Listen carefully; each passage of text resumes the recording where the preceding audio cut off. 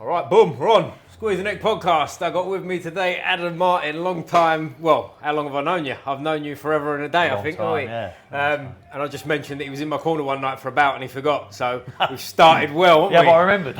He remembered eventually when I broke it down. Sorry, let's just adjust that a little bit. And we are out in New Era Boxing Gym because I nearly fucked the name up there as well. But we're ready to rock and roll, mate. So thank you very much for doing this. Thanks, Ollie. Cheers, mate. You know what I forgot? Because you lost, that's why. Well, if you would have won, we use that loosely because I think it might have been a bit tricky something or other going on there, right? But we'll blame you that I lost, all right, using the corner. Yeah. So you was obviously Fitzroy Lodge coach at the time. I think you boxed from as well, did you beforehand? Yeah, I boxed for Fitzroy Lodge. Boxed for a club called Foley, which is a local amateur club in Claygate. Yep. Then went to Fitzroy Lodge, boxed there for years, then went back to the Foley. Very nice. All right, so let's go back, mate. So what age did you get into boxing? Not till I left school. Like my dad boxed and that, and my brother's done a little bit. But when I left school, I started then, like late really, 16, 17. What age do you think is ideal for boxing? Is that I don't think it's bad. I think so. In a way it's better because I have friends who've done it from young, and they both jacked it in because they got bored of it. You know what I mean? But I think when you start at age, you're proper. I was 100%. I never missed a gym. I boxed. Mate, never stopped boxing until I had to retire. Really. When did you retire? Like in early 30s. Oh right, so you really went all the way through it. Yeah. Nice, man. How many bets did you end up having? Around 90 odd. I had between 90 and Fitzroy Lodge. Yeah. Mate, serious boxer, that isn't it? So I was just a club boy, by the way. I thought you was like world champion, all that. No. Was you ever teasing the idea of going pro, or was that not on the horizon? You know what? My dad used to mention it now and again. I think because I boxed for so long, they kept changing around. I've done 3 threes, obviously 3 twos once later, 4 twos, and the ABAs was 5 twos once. Yeah. I remember boxing twice at Crystal Palace, so I've done 10 twos, and then I had work at like 4 in the morning. I was a postman. I remember the old man saying, "You might as well turn pro. Like you get 400 quid for that, or whatever." Yeah. But I weren't good enough to be honest. Is that right? Yeah. Yeah. What weight was you at when you was boxing? At your best? Between light welter and welter, but probably best at light welter. Was you really? Okay. Because you're taller than me, aren't you? 5'10". Yeah. All right, you're the same height as me. We'll make sure that's on there. I'm not shorter than 5'10" because I've been questioned a few times. But so from there, mate, when did you? Was it immediate? You just went straight into coaching from that? Yeah. I was a bit lost, if I'm honest. When I stopped boxing, I didn't know what I wanted to do. What made you stop boxing? Was it age thing? Or? I was working. I had the kids, and I was working nights to pay for the mortgage and all that, and it was just hard work. Yeah. Proper hard work. And I lost a few on the bounce and all that. So it goes, isn't it? Amateur boxing is dirty, isn't it? Like, because you said I lost, and but you do get some bad decisions as well, don't you? Yeah, there are some terrible ones. I used to get some bad decisions, but I remember like picking up Boxing News once, and I think it said veteran, Adam Martin veteran. I was like, you don't like the years go so quick, mate. It just goes like that. Because back in the day, I think, correct me if I'm wrong as well, I think you had to stop at 34 in the amateurs as well, didn't you? 34, and now, is it 40 now? I think they've they do put it 40, to 40. Yeah. But yeah, that's like 34 is quite young to have to stop, isn't it, if you don't want to? Yeah. You know I mean, I'm 34 now, I don't feel old. Well, to me, if you're fit and you pass medicals and that, you should be allowed to box. Do you know what I mean? I guess the risk is where's the limit, right? Because then if you get someone who's 47, he's still fit and he's still sharp, it's one of them, isn't it? But, so yeah. Anyway, was you at Fitzroy straight away with the coaching? No, I was coach at the Foley. Oh, right, I coaching at the Foley. And then I was talking to Mick Carney. I think I'd done a youth work thing, like a session once for loads of young kids. And Mick said, "You're good." He offered me a job up there, basically. Nice. So I left the post. I was at the post for 10 years. And then you just became boxing man again? The post office was a perfect job for boxing. I used to finish early, go straight up Fitzroy Lodge. Right. It was a pro gym. Dean Powell used to train pros during the day there. So I used to go up straight away, train with the pros, spar with the pros. Still go in the evenings as well, but but as soon as I finished boxing, I didn't want to be a postman, really. You know what I mean? Yeah, I guess, the law's gone a bit then. Nothing wrong with being a postman. Nah. But but it's not as exciting as punching someone, I suppose, is it? Nah. And then you got into sort of more, what would you say, champions at Fitzroy? There's always like competitive and always things winning, wasn't it? Yeah, there's always been good kids at the lodge, but no one stood out between the novices and advanced ones. Just good. It was a good gym. Yeah, it was. Yeah, I mean, we used to like always have sort of. Obviously, they're one of our closest clubs, and they probably in terms of distance. Like he was always boxing for us, and it was the kid that was always around. He was older than me. I think his name was Javan Young. Was it Javan? Oh, Javan, yeah. Javan, yeah. Because he went pro at one point as well, didn't he? And then I sort of stopped hearing about him. What happened to him? I still talk to Javan. Right? Does he? Yeah, he's still keeps fit and stuff like that. I think he was thinking about coming back. Well, I think that might have gone out the window, but he's still doing well. Because he was undefeated as a pro, I think. He had a few bouts, You know what? didn't He went to Miami, if I remember rightly. So he went to Miami and they offered him a pro contract. he? Okay. And I remember he told me, and I wanted to have a little look at it and stuff like that, but I think he signed it out there and he had a couple out there. But then, as far as I know, it went a bit pear-shaped out there. Did it? It was hard for him to get his contract back. Is that right? So when he come back to England, I think it was a bit hard. Just like fucked it off, yeah. Because I tell you what, I was speaking, I didn't know him, but I was speaking Kirk Garvey, obviously an Ellsfield boxer, and I was with Kirk at, I think it was at York Hall, and we saw him and we were just having a general chit chat. And I think he was saying that he had a bout against someone who, and correct me if I'm wrong, anyone in the comments, he had a bout against, he was a light heavyweight, he boxed at cruiserweight against Geezer, his last fight was at heavyweight, and he was a bit like, fucking, they're not looking after me, it's just one of them. But he's done really well. I'm proper proud of him because he was a bit of an handful. He won't mind me saying that. He's a bit of an handful growing up. Oh, was it? Yeah. Yeah, I mean. And what's he up to now? What's he do? He does. I think he does youth work. He like motivates people. He's always in the gym. Oh, is he? Okay, good on him. Shout out Javan. So, because I used to work in Canary Wharf in a gym, just a gym. And I remember, I can't remember the guy's name. Forget. Sorry if you ever finds you. But he was Javan's cousin. But he used to call him something else, like a nickname. My cousin does this, and I was like, that's cool, but I've never heard of him, sort of thing. And then anyway, one day he showed me a photo, and it was him, and like, you know, the light bulb went off and stuff. Because did he end up winning ABAs? Who's Javan? Yeah. He didn't win the ABAs. He won the London's. I remember he beat. It's a weird story. He beat a fellow called Reece Shiguri from Islington. Okay. And he was the Jamaican rep, international rep. Yeah. So I remember I was a bit bored now, and I emailed Jamaican boxing. I googled it, emailed him. I said, I got this boxer, but he hadn't had that many fights. But I just said, just to let you know, because he beat one of your representatives and all that. But they emailed me back. I think a few hours later, can he come over for the championships now? Oh. Yeah, and bless him, he went over there. What, box for Jamaica? Yeah, box for Jamaica. Oh, good man. I think he won a bronze medal in a tournament and that. Did he? Because I tell you one thing that always struck me with him, he was athletic, wasn't he? But he always struck me as how big he was, because he used to box 75 sometimes, didn't he? Southboy, yeah. And he was awkward. Because did he box Kirk as well? I think he boxed Kirk a few times, didn't he? A couple of times or whatever? Yeah, he did, yeah. And then obviously, but so we was talking off camera, we said that you started training pros sort of around 2013, something like that? Yeah. What was the decision there, mate? What made you do that? I went, one of the old Fitzroy Lodge lads, Craig Wyatt, I went to watch him as a pro, and he boxed a kid, Jonathan Fry from Bognor, he boxed him at Camden over there. And I went to watch him, and he didn't box that great. But the last round he picked up a little bit, and I went, Craig, you didn't box great, mate. At least you listen to your coaches at the end. He went, I didn't really do what my coach, I just done what I wanted to do. He said, well, you train me then. And it sort of went from there, and I started training Craig. So no plans particularly to turn pro, you just, he wanted you to, no, and it was I wouldn't say it was like a plan of mine to do it. And then from there you just dived into it, is it? And sort of just went all that way? Craig, then I did a young lad called Danny Parsons, who's probably the hardest kid I've ever trained, even still now. Like, is he? Yeah, he couldn't sell tickets, so he boxed on the road. But mate, if you fight him, you know about it. Like. What weight was he? Where were we talking? Lightweight, super feather. Oh, okay, smaller guy, but yeah.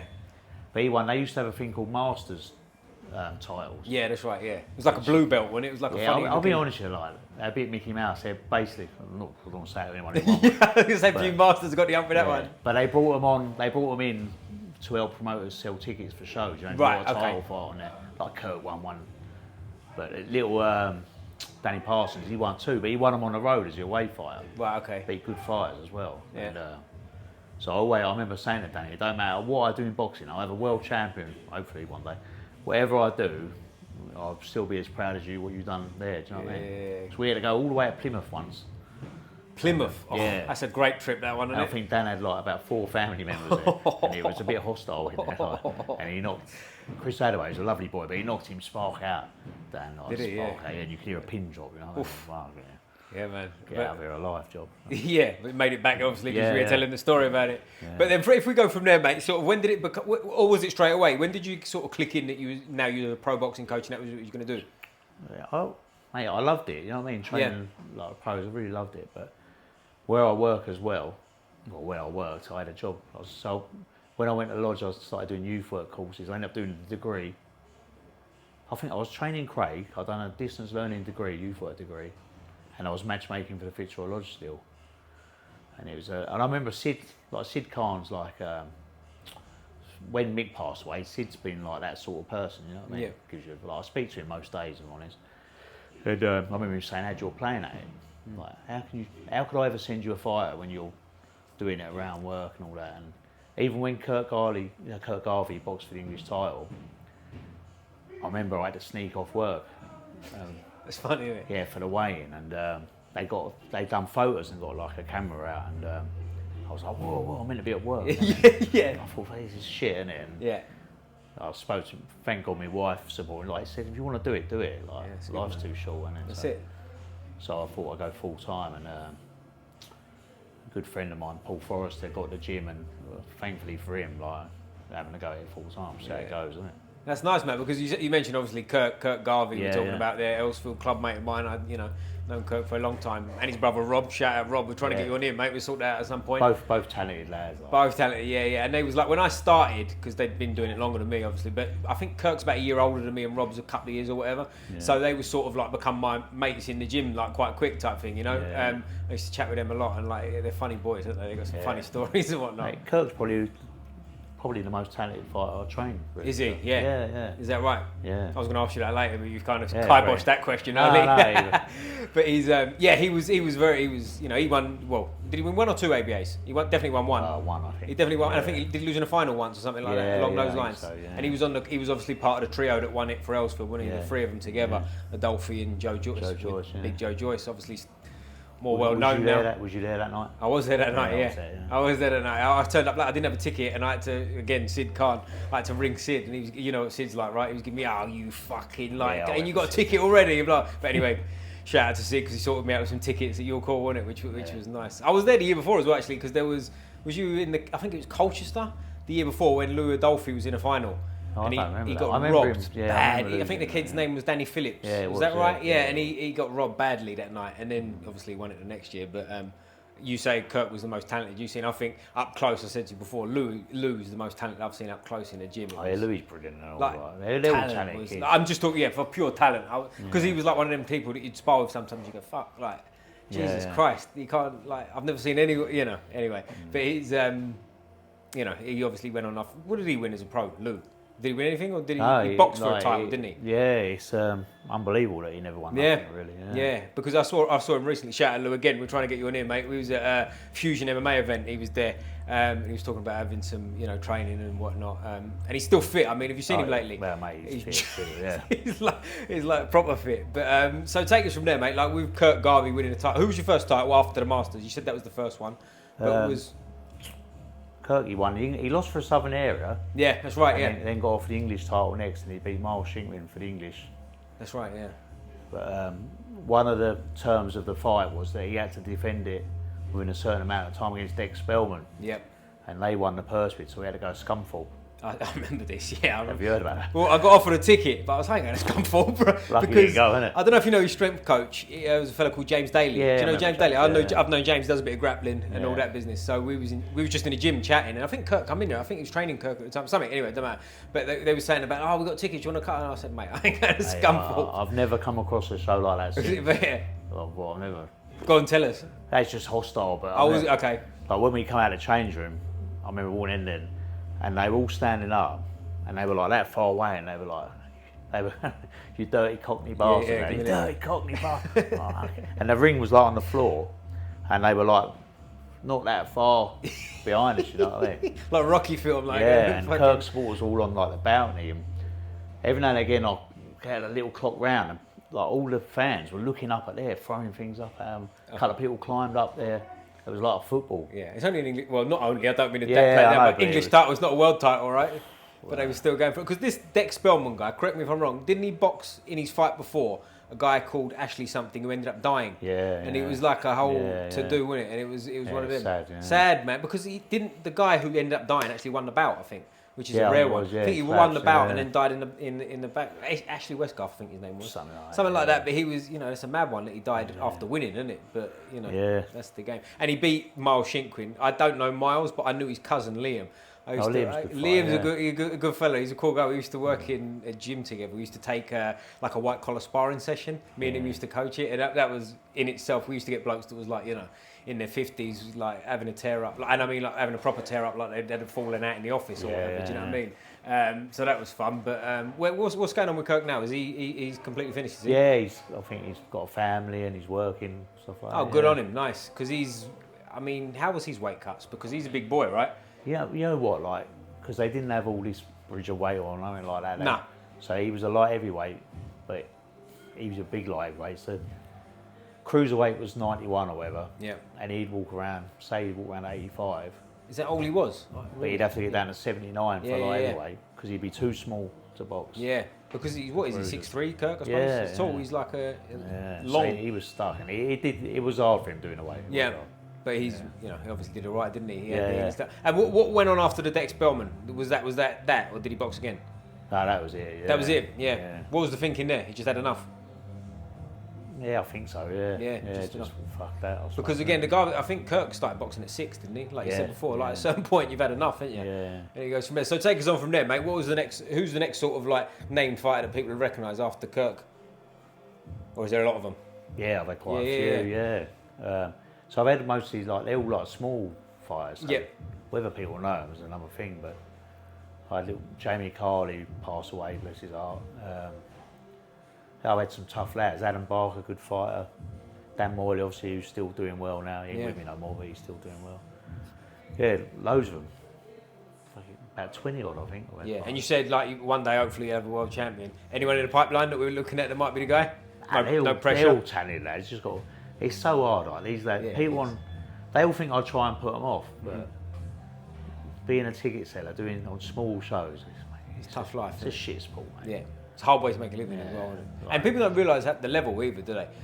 Like if you saw someone, like we were saying earlier, you said, we won't mention the name, but you said someone said about like a southern area level, he's no good, he's whatever. Yeah. Like if you see a southern area boxer up close, fucking if I won a southern area title, do you know what I mean? For top of the world, do you know? Yeah, exactly. Yeah. You look at the people who won them, like, it's a massive thing, isn't it? Yeah, and going back to Liam Shinkwin, when I sort of knew, I don't know him, but I knew him for a period, was around the time he won a southern area title, and he was beaming, man. It was like his big thing, because I think the story, and correct me if I'm wrong, if anyone knows, I think his dad had boxed for the same title in the same weight, like 20 odd years earlier or whatever. So it was a big family. Yeah. It was a big deal to him, sort of thing. And he made a comeback recently, didn't he, or semi-recently? I think he did. I think he had a couple of bouts or something back. So if he's still fighting, let us know, and we'll pick up. Maybe we'll get Liam Shinkwin on. But if we go to sort of like where we are now in the gym, and you got things, what's coming up, mate? Who you got?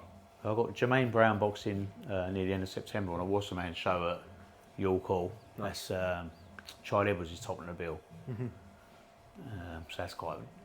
Jermaine needs to win. It's a good fight against Grant Dennis, the bad kid from Kent. So yeah, that's an important one. That's coming up. And all the others just waiting for dates. Got one with a bad hand. Little Rob Caswell broke his hand. JP Amira's had a dodgy shoulder. Yeah, falling apart here, isn't it? The sky is falling. Yeah. But so go on. They're all on the way back now. So be boxing soon. Nice. And what's the deal with sparring partners? You bring sparring partners in, or is it sort of in-house? We have in-house sparring, but we bring them in as well. Yeah. Do you know what I mean? But they've always got sparring, but I don't like sparring them too much on his side. Yeah, well, that's one of the questions I'm going to ask you about training. Like, obviously, training's, even in my time, training's changed massively. Like, people used to punch the life out of each other before. Yeah, I'm assuming things have changed a bit now. And like, what's sort of process now? I think most pro gyms you go in, they do. It's all open sparring. Still going. Yeah. But in-house, you should be able to do more technical sparring. Body sparring. Do you know what I mean? Like. Yeah, because I mean, it's the old saying, isn't it? Like, you leave it in the gym type thing. But yeah, mate. I see more fighters get damaged from sparring than they do fights, really. Do you know what I mean? Well, if you think if you're in the gym sparring 3 days a week, hammer and tongs for 10 rounds, that's you can't do that for long. It's a lot. It's a lot. But some do it, don't they? I've heard people. I was speaking to, I won't mention his name, but he's an MMA fighter, but boxing sparring he does 3 days a week. Yeah. And it's not someone who's been on the podcast, so it's not, they don't have to figure it out. But it's 3 times a week boxing sparring, twice a week kickboxing sparring, then on Saturday he does MMA sparring. Yeah. So 6 days a week you're getting punched and kicked in the head. Like, I was like, that's a lot, it can't be, but what do I know? Huh? Yeah. All I know is that I don't know. So if you was like looking at, say, like when you started boxing yourself, or a bit older, and you're training, what did training look like then versus training now? I think obviously boxing's still boxing. It ain't rocket science. Yeah. a lot of people make you think it is. A lot of coaches will make you think it is. And I do say, I see some shit. You know, I look at my phone. I don't know. I learned a lot of Mick Carney and Sid and all that, and stuff. Like, I wouldn't do pads. A lot of people do pads just to look flash, don't they? Yeah. But I get it, the fighters have to do it. They have to promote themselves, and I'll do that. But mate, a lot of the stuff they're doing, they're never going to do it in a ring. No. They're like 12-punch combinations, rolling and all that. You like see them do that? No. Who does that? No. Like the basics. Yeah. The most important. 1-2, move your head. Yeah. Yeah. But like, boxers are very gullible. Like they're gullible people. Like, Yeah. And they see all this stuff and they think it's the bollocks now. Yeah, well, I've had chat, especially like with the grappling people as well. Like sometimes I think you can get caught up in the stuff that looks cool, can't you? Yeah. And you've got to do everything under the sun. Whereas in reality, No one wants to see you on the pads just throwing a jab. No. You know what I mean? but good, don't let them watch me on the pads then. Watch me in the Yeah. fight. You know what I mean? Buy tickets, come see me properly. Yeah. But what's the process now with a lot of pros? Because obviously, well, maybe it still is, but back in the day, it used to be a lot of, you was a salesman as much as you was a boxer, right? You run around selling tickets and all that kind of stuff. It's harder Is it now. still? Harder now than it was. Like, Is that right? Mate, like, I'll tell you what, they think I'm trying to put them off, but if you can't sell 100 tickets, really, Not worth it. like. Is that where the money comes from, most of it, the ticket selling? Yeah, small shows, yeah. So you have to cover your opponent, and they're not cheap, especially. I think since COVID, there's been less English journeymen and all that. That's shit, having to cover your opponent, isn't it? Like, Yeah, so you've got to pay their travel. Yeah, ugh. Like a hotel if they have to. So you got a guy coming from Eastern Europe. Yeah, You've got to sell a lot of fucking tickets, haven't you? Like you'll see, there's loads of Nicaraguans on the shows. Like, Yeah. based in Barcelona. Some are over here now, Yeah. but you have to pay. Like for a 4-round, it can be like between 1,100, 1,400 quid, maybe more. Like. Yeah. So that comes out of your ticket money. Yeah. And then they want £1,000 house money, which goes to the promoter. And then they'll do you a deal on the tickets after that, do you know what I mean? Yeah. Like, That's a hard way to make a living. yeah, Isn't it? people, mate, And that's without worrying about the fight itself. hey, loads of people like, don't earn a penny. Like. Yeah. Some people pay out their own pocket. But, Yeah, to be a pro, that's Yeah. mental. And you got medicals and all kinds of shit you got to pay for as well. you Yeah. got your brain scans, your medicals. And what's the process with that? How often do you have to do those? Yearly. Yearly. Yearly, yeah. And they're not cheap either. MRIs are like expensive now. aren't Yeah, they? yeah. And you got to do all that, and it's madness, that, isn't it? Because I was speaking to Rob Garvey sort of pandemic when Earlsfield was just starting to open again. He was doing a bit of training and whatnot. Because he'd had one pro bout, didn't he? Yeah. And he was talking about having another one and whatever. But I think that was part of the problem. That was it. It was like the medical. He's got to do this. He's going to work, and it was selling tickets. And he was like, They try and get sponsors, but it's hard, isn't it? So, yeah. And how's it work with sponsors? Is it easy to come by or not? nah, really hard. Is it? I think if they're not like boxing fans, so to speak, Yeah.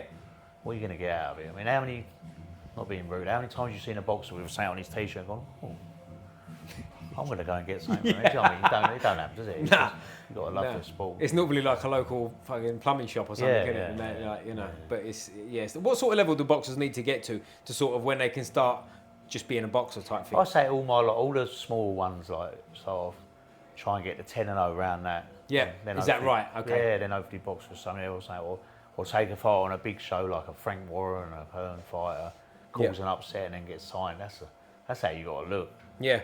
That's got to be the goals, but so like the boxers ain't getting paid, the coaches ain't getting paid if they're not doing the tickets. You know what I mean? Rough that, innit? Because I was speaking, again, no names, but I was speaking to someone about like how many fights they can get in a year as well as a pro boxer. And he was struggling to get more than 3 fights a year. Yeah. Which is like, to me, it's crazy, right? Because you just turned pro. If you look at, I know it's different, but you look at the old days, like when Mike Tyson was turning pro, he was having like 10, 15 fights a year, wasn't he? Like early doors. Yeah. Is it just a case of them days are gone? I think the big promoters keep you busy. You know Oh, what is I that mean? right? Okay. Yeah, they'll keep you busy. It's just, if you're selling tickets every month, everyone's going to soon get pissed off of it, aren't they? That's, yeah. Do you know what I mean? Yeah, they're not going to go every time. It can't go, yeah. Especially if you're going to Scunthorpe to a hostile crowd, right? But so what's the route realistically? Is it being on an Olympic squad or winning ABA titles and all that and getting a promoter before you go pro? I'm not even like, it used to be like that, but now I'm not even sure what gets you guaranteed to be signed, really, to be honest. You're like, got a little JP Amira in here, Oxford GB, won international tournament and stuff, but he ain't been signed by a promoter. Is that right? Sells over 400, 500 tickets. That's mental. Why? Why is he not? Is it a weight thing? Is he too small? I just think, like, at the moment, there's so many fighters. The promoters have got so many fighters. I mean, yeah. sometimes, you know what I mean? How many can they get out? Like, Is it that, I guess it's business at the end of the day, which is the thing. And you said about Charlie Edwards earlier, right? Yeah. Like, I don't know him personally, but I've seen him in gyms. He was at Earlsford for a period when I saw him. I was somewhere once. I think I saw him at Lynn once and stuff. He was all over. But what's his deal now? Because he had a dodgy one about 2-3 years ago, didn't he? When he got hit with a body shot and all that stuff. And I haven't really followed him too much from then. What's going on with Charlie at the moment? As far as I know, he's doing really well. Yeah. And, he's boxing for the European title at the end of September. Which weight has he gone up, I take it? Because he was struggling, I think, at the weight, right? Yeah, I'm not even sure what weight he is. Yeah. But so there's a bit of a story going around. He's boxing a lad that's managed by his brother, Sonny. Oh, okay. Yeah, okay. I don't know whether it's to sell tickets or what, but... So it's one of them, like, under the table. Yeah, I got you. But he's, like, obviously, part of the reason I brought him up as well, because that's a bit of a different thing too. He's not running around selling tickets, is he? He's past that. He's past it, but I think even at that level, you still got to sell tickets. Like, is that right? I just think like it's obvious, isn't it? If Eddie Hearn's got me and you, like he's got Adam and Ollie, and he's got a space on a show in London, and Ollie sells 500 tickets, Adam sells 30. Who's going to put on it? Right. It still helps. You still got to do your work. Yeah. Because you hear about people like what's his name? The Romford Bull. Yeah, Johnny Fisher. Big Johnny Fisher. He's known as a big ticket seller, right? Yeah. But also, well, you tell me your opinion. Like being a heavyweight, does that help him? Hell yeah. That's got to help, right? Because people like to see that. Yeah. And he's got a load of mates from Essex that want to see him knock someone out. And look, he's been looked after. He's been brought along the right way. Yeah. Is he good? I mean, I've seen him. I think he's good. You tell me. I don't think you know how good he is, do you? Yeah. He's just walling people over. He looks good. Yeah. I was quite surprised at his last one against Alan Babbage. I thought we'd beat him quite comfortable, but I thought it'd take 2 or 3 rounds. But he seemed to just like steamrolled him, didn't it? It did seem like he just swatted him. Is that as much to do with Alan Babbage, sort of on the slide? Do you think? Yeah, because he's been done a couple of times, hasn't he? It's easy to say that, though, isn't it? It's just yeah. Because the thing I'm coming to as well, which I was going to talk about later, but let's get into it while we were on Alan Babbage, is the Bridgerweight title. Oh. Now, is it necessary or not? Mate, I don't know nothing. I ain't even bothered about it. Oh, is that right? You're not. Well, it don't interest me. I ain't got no one that way. It's just. Is what it is, sort of thing. Yeah. Because to me, someone who's over, it's 91 kilos, 200 pounds in it as a heavyweight, or was. Yeah. Is that big enough, or are we at a point now where you think we do need another weight? I don't know. Well, aim for one in between blooming. So, like for Kirk, something in between for Kirk would have done him. That makes sense, yeah. Because they go on about safety and all that, and if people are struggling because of that massive weight gap. Because I think that's got to be a big part of the problem with health issues with boxing, is the weight cutting. Yeah. Do people extreme weight cut in boxing as much as they do in sort of grappling and MMA? Because I've seen some crazy things go on. I like to think not as bad as what you hear about. Yeah. That, you know what I mean? But fighters still have to make weight, don't they? Yeah. Everyone's looking for an edge. Yeah, because I've seen people like in MMA situations, they've lost like, and some watching this will say it's a lot more than that as well. But I've seen guys that have like lost 9 kilos in a day, like overnight in the sauna. Yeah. Like they're killing it. They go on a water load. They're drinking gallons of water for a few days. Yeah. Then they stop. Then they sauna it out, and they're like a skeleton on the scales. Mate, I've heard like amateurs lose that sort of, not as much as that, but a lot of weight. A lot of weight, yeah. And they got same day weigh-in and all that. And underage, look, I say underage, like still developing. I mean, like kids growing up. I don't think that's too smart losing weight. Do you? Or no, it's not. Yeah. Like boxing for juniors, it's all like it's a weight controlled sport. It's almost like child abuse sometimes. It's a bit harsh, but you know what I mean. Yeah, it is. Yeah. Because I was having a conversation earlier with a grappling coach about like parents and whatnot, and there's nothing worse than seeing a parent that's pushing the kid and you can see the kid ain't that interested, right? I'm sure you've seen it many times. Yeah. Where it's like you've got a kid who's, I don't know, whatever age you want, 12, 13, 14. He likes boxing, but you've seen it a million times, right? He's not that into it, but his dad thinks he's going to be a world champion. He's asking the coach. He's got him doing press-ups every morning, all that kind of shit. Don't talk to me about dads, mate. I can tell you. Please, this is the moment. Tell us about dads. Name names. I get phone calls. Mate, I answer the phone every day. Yeah, is that right? I got my boy. I think he'd be really good. He's got some. I'm like, how old's he, mate? 6. Fucking hell. 6 years old. Down Little League or something. I don't know, that's mental, isn't it? Yeah. And what I find as well, you tell me, is like is the dads that do that are the ones that have never done it themselves. Normally, yeah. They don't know, do they? They don't know the score. Like if you box a bit yourself, I think you've got at least most people I know that box don't want their kid boxing. it goes the other way. Yeah. They're like, I don't want to see him get punched. Yeah, I always wonder about that because we love the sport so much, but yet we still don't want our own kids to do it. Really, it's different. You mentioned you got kids, right? Have you got sons or daughters? I've got a youngest son, Rocco, and 12. Is he boxing? Yeah, I'll do a little bit on Sunday, but I don't really want him. I want him. Yeah, there you go. Is he carded or anything? No. Yeah, exactly. So because what is it? 11 you can get carded now. Yeah. So he's Rocco's got a career ahead of him. They compete at 11. They can start at 10. I think they have skills bats at 10 and all that, right? But yeah, and well, I mean, same thing. But if he really wanted to do it, you couldn't stop him, really, could you? But no, exactly. And I think it goes the other way, doesn't it? If you stop him, it's thing. Because I've mentioned this on a podcast earlier, so forgive me, but as a kid, Marlo, shout out Marlo, 11 years old, jiu-jitsu kid. Yeah. He's been training for 9 years already, right? He's 11.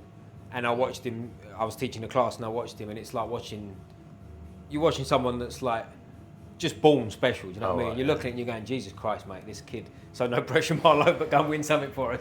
But if we fast forward now, mate, what's sort of current in terms of goal? You said you want a world champion one day.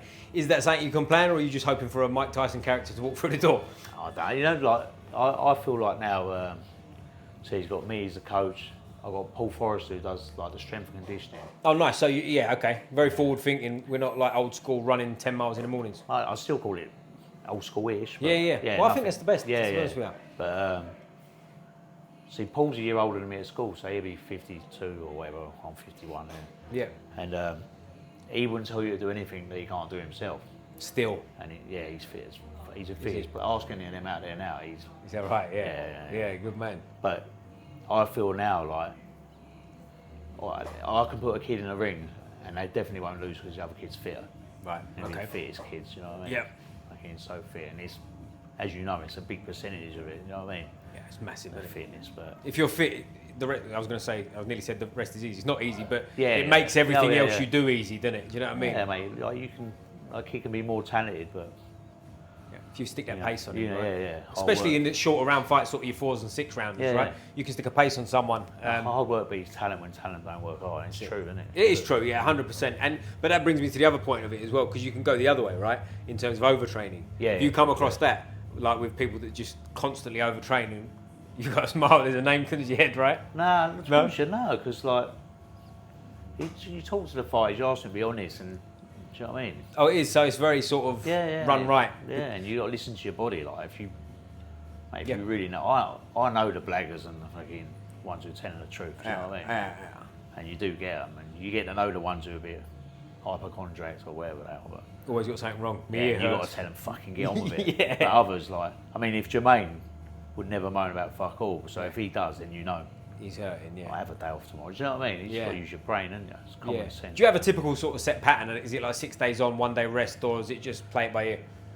Yeah, so we do a couple of circuit days, but they'll train twice. But they'll do their running in the evening.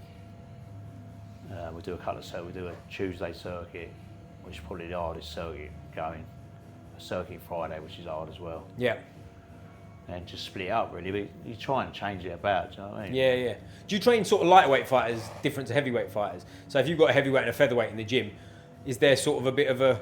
Yeah, I thought about this a lot, because I've not really had no heavyweights. Right, obviously. okay. Kirk was probably my heaviest. Was you really? Okay. Yeah, okay. But I don't think they have to train differently. No. Just I tell you my opinion as someone who doesn't train boxers per se. What I noticed with like training grapplers as well is it's just a rest thing more than anything. Yeah. You give them more sort of time, the bigger guys, because the bigger guys, if you run them too much, what I see, and it's not just from me training them, you see it in gyms and stuff, is if they're going too hard, they've got like a bit of a sore elbow, sore knee, and it's common sense, I guess. Yeah. But do you notice that, or is that not really applicable? I'll be honest now, I don't notice it, because I ain't got no fucking that big, you know what I mean? Well, the flip side of it as well would be the benefit they've got is they ain't got to worry about their weight, have they? Yeah. So they're not cutting weight and stuff. So I guess it goes both ways. But so let's talk about some current ones, mate. So like obviously the big boys coming up is Fury, Usyk's coming around again. Yeah. Before I ask you what you think, the last fight and 2 fights really with Fury, with the Ngannou one, which I'd like your opinion on in a bit too. But is Fury hit that point where he's just on a bit of a slow decline? Maybe. Usyk's the man for me. Like, do you think it'll beat him anytime? Yeah, I love you. Usyk, Do, yeah. I always like Usyk. I think. Yeah. Boxdale mate Joe Joyce in not amateurs. It was the he was amateurs. World WSB. Boxing. That's it. Yeah. Well, yeah. back in the day. And he said in interviews that's his easiest ever fight. Have you seen that? Is that what he said? Sorry, Joe. Sorry, Big Joe. Yeah. Well, I guess style-wise it probably is because Joe's got the fastest hands in the world, is he? Yeah. And it was. I remember the fight, and I remember like yesterday. I remember Sid moaning that Joe didn't have no southpaw sparring, and they were doing southpaw pads, and because I remember I was around the club at the time. Yeah. And what was the deal with that? Where was they training? Was they training elsewhere other than their clubs? Yeah, for like that? Sheffield. Yeah, they was training up in Sheffield. Yeah. And that people got up and down opinions on Sheffield, don't they? A lot of people shit on that stuff. They say they're training too much and all that business. Yeah, it's different. Different, isn't it? It's hard up there because a lot of people like, what's his name, Go. That was one of the things that a lot of people seem to say about him, that he was in that system too long, so his body broke down for when he went pro. But I know people love it up there, I know people hate it up there. It's just it is what it is. I guess it's hard as well being in Sheffield, I suppose, isn't it? Away from your family if you're at a certain age and whatnot. Yeah, you say that, but if you're getting paid, like some of them are getting paid good money. Yeah. Well, that's the thing I think a lot of people won't realise as well, is that amateurs aren't amateurs anymore, are they? At that level. Like if you're on the top tier, if you're on the podium squad, I think you're getting looked after properly, aren't you? Yeah, and you get your food there, you get all the physios there, you get everything there for free. Yeah. Get your ball, and you can't. There's not a lot to moan at. I mean, if you like boxing, if you're not doing it because you just feel like boxing, it's a dream, isn't it? Dream, isn't it? Absolutely, yeah. Because I know someone who went up there for wrestling, because wrestling's not like boxing in the UK. It's not like they're not looks after the same.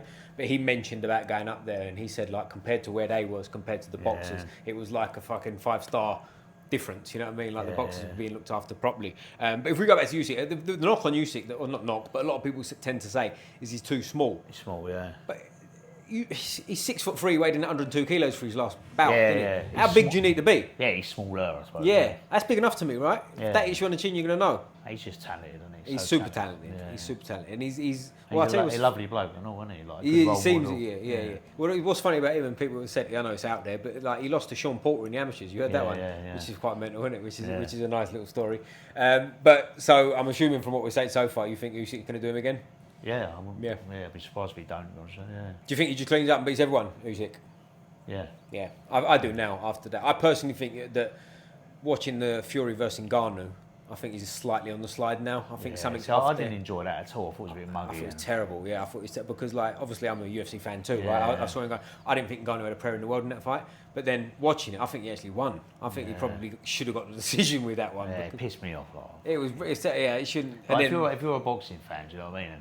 It's rough, isn't it? But then he fought Joshua, and that's how you'd expect it to go, right? Yeah. And that's, Yeah, evened it out a little bit. It did even it out a bit, but then it almost throws a bit of a spanner in the works for the rest of the stuff because the heavyweight division looked quite straightforward before. Yeah. And now Joshua sort of propelled himself back in, but he's already lost twice to Usyk. Yeah. Do you think we ever see him fight Fury now?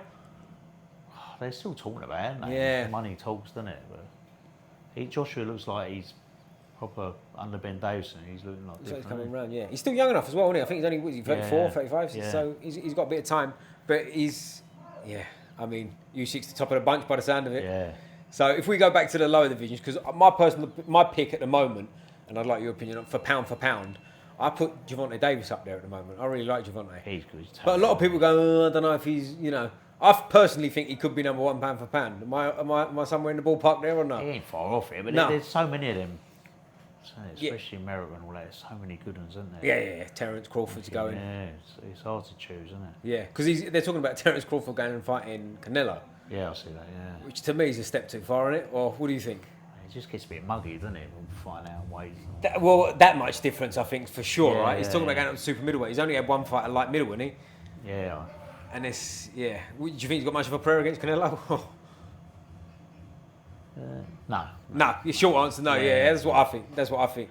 But he's, I'll tell you what I want your opinion on a little bit. I don't want to get too political and upset anyone, but women's boxing's become big now, isn't it? Yeah. Are you a fan of women's boxing or not so much? You know what? I'll be honest with you, like, loads of people go, you need to get a girl boxer. It's a fast track or not. Right, okay. Yeah, I got you. They ain't box for titles soon and all that, but... So like, if the right one come, I would not train a girl, you know what I mean? But I love Ellie Scotney, like, she's my favourite. Is that right, yeah? Yeah, she was down here for a bit and she's mustard, like, she don't moan, gets on with it. Is she good as well? Is the level good? She's class. They are, yeah. Class, because that's the big knock on it as well, isn't it? Is the level. Like my mate always says, shout out Big Char.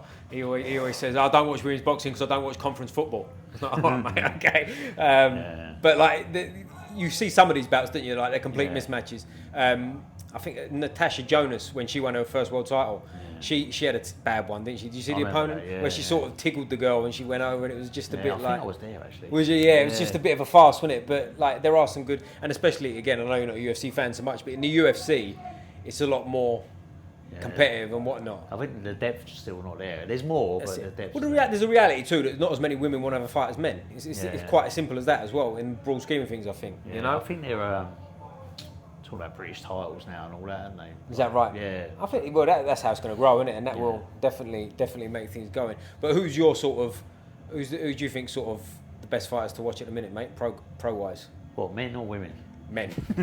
Because I'm assuming you think the men are better than the women. No, women. I would say Ellie Scott needs. Yeah. I'm talking overall, and you can involve Ellie if she's up there, but I think Tank might be a bit better. Yeah.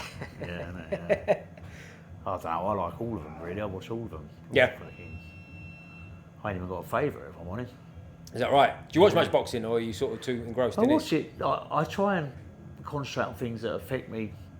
Yeah, okay, that might have an impact on you. Yeah, but I still watch the big fights. Do you know what I mean? Yeah. Yeah, I always catch up on them, yeah.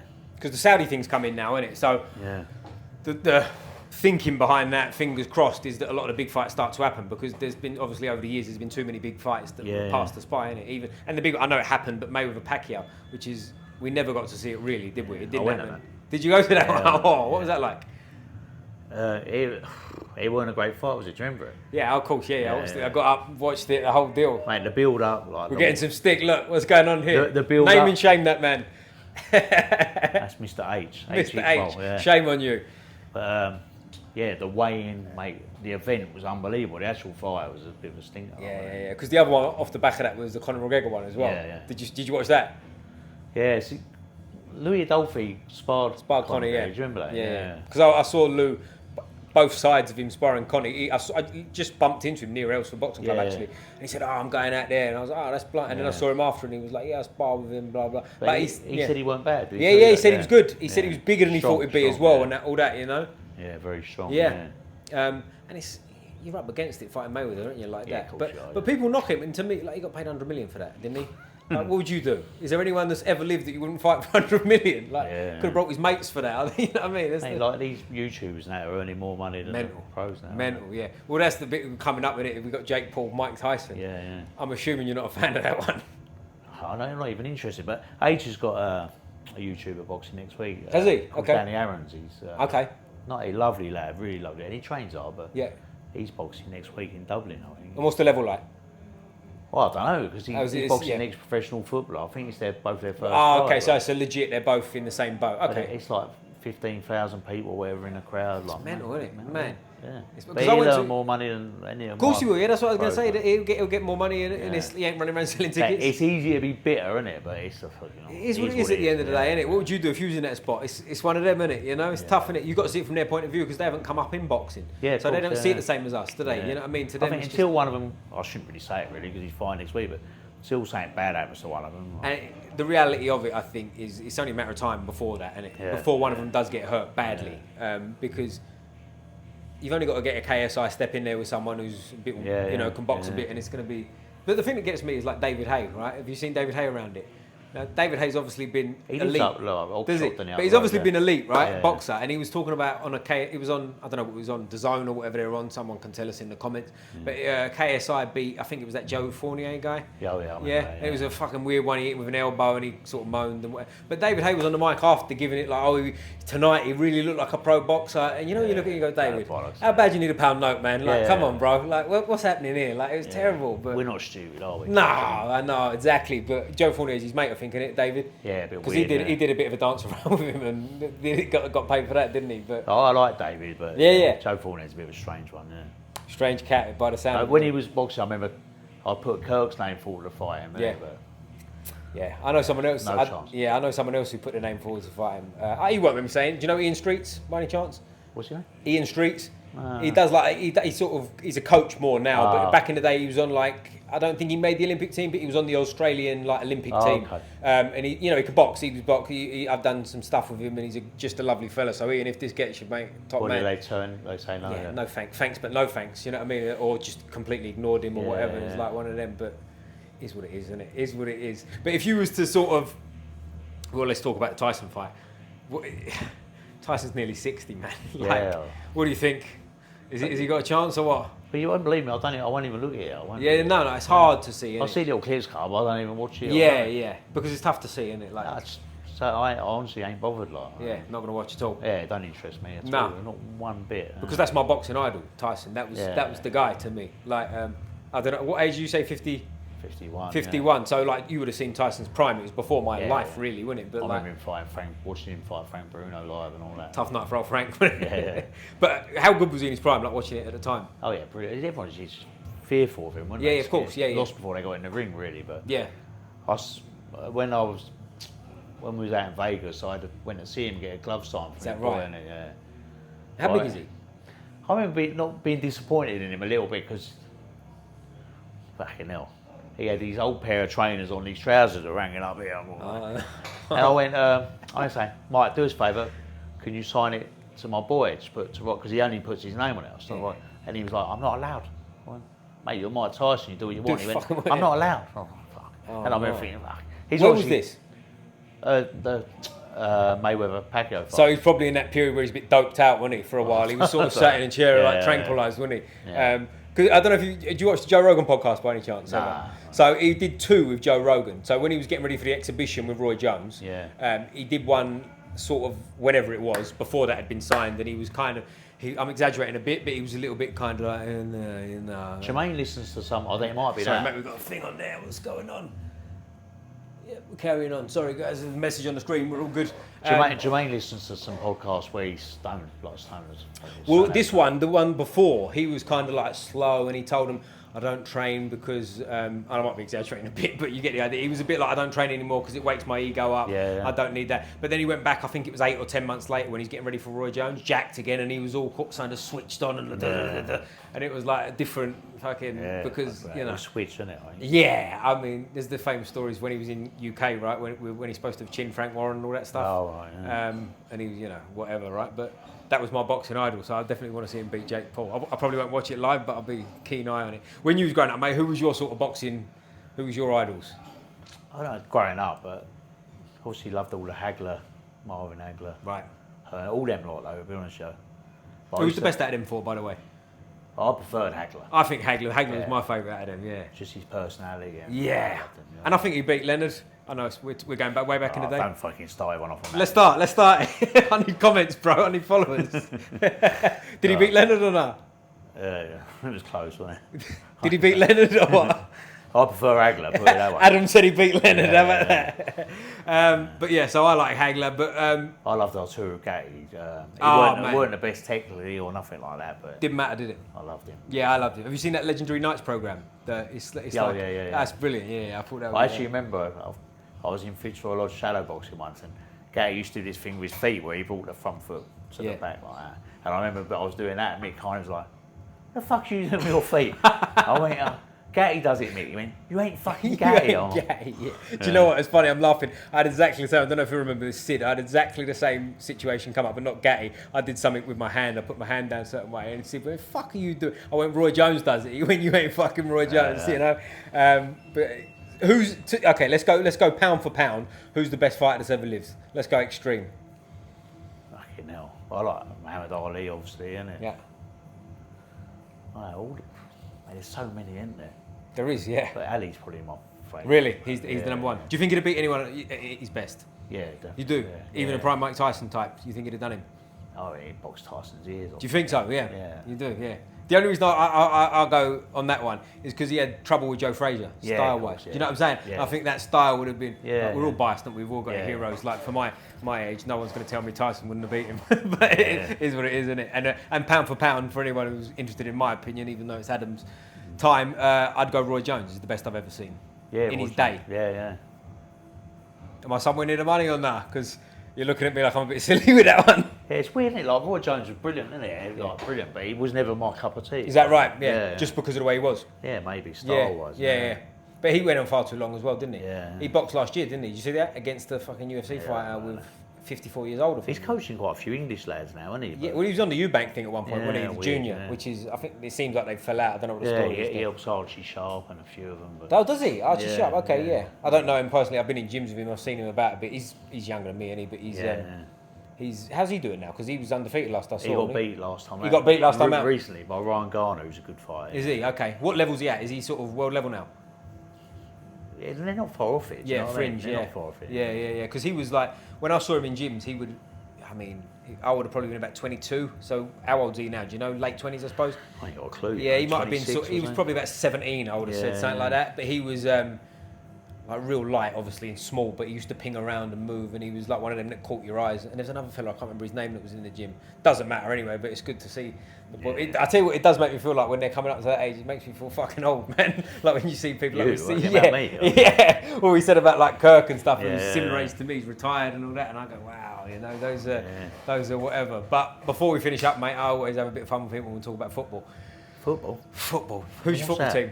Oh no, who's your football team? AFC Wimbledon. Oh wow, really? Yeah. Wimbledon. Is that legit? AFC Wimbledon? Yeah, my family. I grew up supporting Wimbledon. All my family was Wimbledon, really. Okay. My brother especially. Where'd you grow up? Malden Manor, really. Okay, yeah. I'm from like Elsfield, so I know that. Like AFC Wimbledon's close to me, still. So at Wimbledon, like in 1988 when they won the FA Cup, I went to every game that season. Oh, did you? I'm a proper Wimbledon fan. I think I was in. The years have changed now at school, but I was in like fourth year, so I was like 14 or 15. 14, 15, yeah. I went Newcastle away, Mansfield away. I went all these. What division were they in at this point? Were they in the top flight? Yeah, we were still in the top flight. We beat Liverpool in the FA Cup final. That's right. Yeah. There's outside the stadium now. I don't know if you've been past it. They've got like what's the word I'm looking for? It's not. It is a statue, but like they call it something, don't they? With the FA Cup. And I went to Newcastle on a coach with my mate from school, James Potter. Bless him. Newcastle. I don't think he realised how far it was. I was going to say. But, what's that? That's at least 7 hours, isn't it? Yeah, well, 6 hours. Is it? Okay. Where this little bit in the corner, where the coach pulled up there, and an old Bill got on the coach. And I don't know if you remember, Vinnie Jones grabbed Paul Gascoigne. That's right, the famous picture, innit? So this was like after that. Yeah. So the old Bill got on the coach, he went, look, because of your fucking Vinnie Jones, this is what he was saying, this copper, because of your Vinnie Jones, you lot, everyone hates you here. There's about 30,000 Geordies here waiting to smash you lot to bits. Is that right? Like, okay. Do yourself a favour, when you're on the ground, don't sing, don't clap. That's a good day out, isn't it? If you win, get out, get back on the coach, and hopefully we'll get you home safely. Like, all right. Mate, we was in the corner, about 500 or whatever, like that. And the whole ground, I remember looking, there was women, granddads, fucking little kids. The whole ground was singing, "Did you come in a taxi?" Did you come in a taxi? Like that. I was like, fucking hell. Like that. And then at the end we won, we beat them. Oh yeah, okay, good. Yeah, so we was all clapping, but the old Bill started hitting everyone with truncheons and all that. Different times then, wasn't it? Yeah, you weren't allowed to celebrate. Yeah. Was this the year you won the FA Cup, you said? Yeah, season. So late 80s, different landscape. All standing as well, I'm assuming. Yeah, someone put a brick through the coach window on the way back. Yeah. Brilliant. Good day out that one, wasn't it? Your mate was like blinded, So I didn't realise you was a proper Wimbledon fan. What was that like, the days with the old Milton Keynes and stuff? Yeah, see, that's when I lost interest. Really. Oh, right. My brother still goes AFC, but... I got you. Because I'm Chelsea family, right? But and my dad goes Chelsea and stuff too. But because they're a local team and they're lower league. You went yesterday, didn't you? Chelsea, I did. Yeah. See, my youngest Rocco, he's Chelsea mad. Is he? I've been taking him to a few games. Oh, good man. When I can get tickets. That's right. Yeah. That's good man. Nice. And he's 12, you said. Yeah. So shout out Rocco. I like you more than your dad. You support the right team. Yeah, but I was to tell him, like, when I went to Wimbledon, we used to beat Chelsea all the time. Did you? Yeah. I mean, we beat them 5-2, 4-0. Is that right? Yeah. But I tell you what, I went to Wimbledon as a kid when they was playing at Selhurst Park, the old Wimbledon before FC. I hated that. Did you? Yeah. And we lost to Wimbledon 2-1. On like Dennis Wise gave away a penalty, I think, and we lost in like fucking Wednesday night over Selhurst Park. Wise was Wimbledon originally. Well, Vinnie Jones came to Chelsea and all, didn't he? Eventually, and it was that's right. He was Wimbledon. Wisey, and then he went on to be like a Chelsea legend, really, didn't he? Yeah. Captain, there's things over him there. Yeah, but I've, to be honest with you say about me going, I hadn't been to Chelsea for about 12 or 14 years, to be honest with you, and I've been to the last 3 games in a row, so I've got the buzz again. I've got the buzz again, yeah. So they're playing shit, mate. Oh, mate, well, I went to the Inter Milan game, which was a friendly. Oh, yeah. I'm boring people to tears now with this, but they was.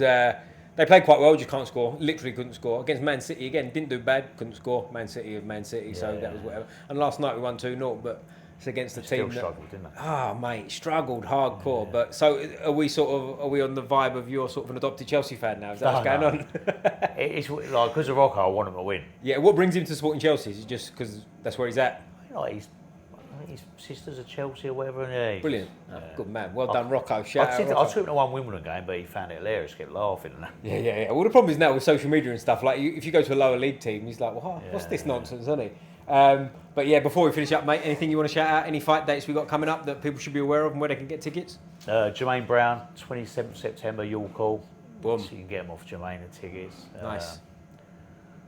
New Era Boxing Gym, I want to thank them. Brilliant gym, as you can see. Lovely gym. Lovely place. But you have Keith Fears here. It's a Nice. big community, it's like a family here. Nice. Good stuff. Good vibe. When I come in, everyone's giving me banter, taking a piss at me ears, everything. So, yeah, if you're in Merstham, we're in, right? Yeah, If you're in the Merstham area and you want to hit a bag, this is the place to get in touch with.